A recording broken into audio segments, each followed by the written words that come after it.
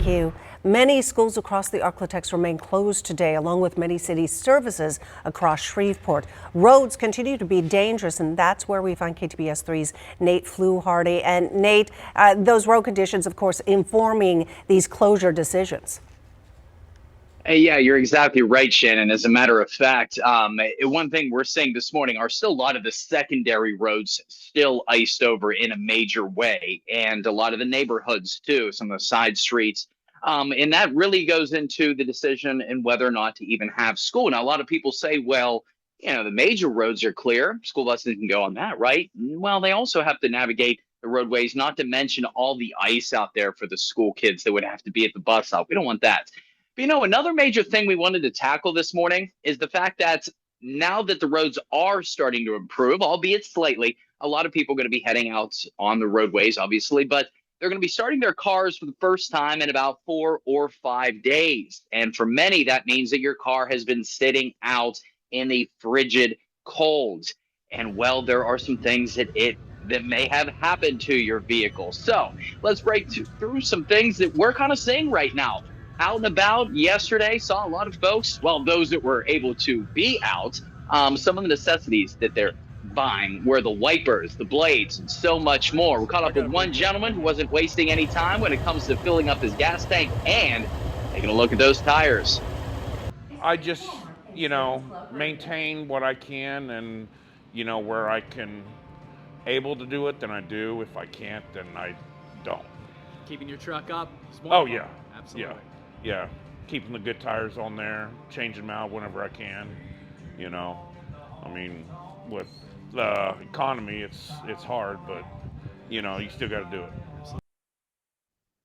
And you really do have to maintain, too. And I believe that we have some more full screen to actually show you this morning as we break down exactly what to check for. First off, the tires. When you walk out, before you even get in your vehicle, take a look. Do they look low? If they do, well, you definitely want to bust out one of the air tire pressure gauges if your car doesn't tell you that. Your wipers in your windshield are huge, folks. The de-icer completely sold out in all 3 spots I stopped by yesterday. So don't rely on that. Make sure you have those full windshield wiper fluids and good wipers to go about. And also, too, folks, check your oil and your antifreeze before you even get moving.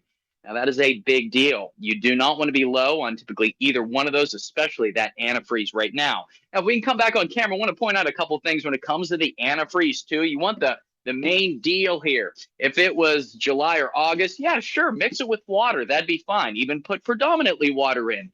Don't do it in the freezing cold conditions. Why? Because if you're using predominantly water in those hoses, they can freeze overnight. Also, too, get you some all-season basically windshield wiper fluid. This is going to protect you, whether it's the ice, the snow, and so much more. And lastly, guys, when you do get stuck, hopefully that doesn't happen.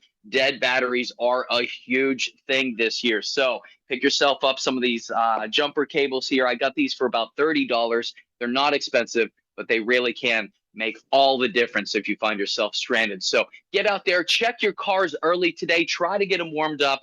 And if you do have any problems, once again, folks, stay home as we ease back into our normal routines. Shannon, back to you in the studio. All right. As you know, a lot of people have been staying the night here at the station, including myself. So now you've reminded me I need to go straight out and start my car as soon as I get off the show.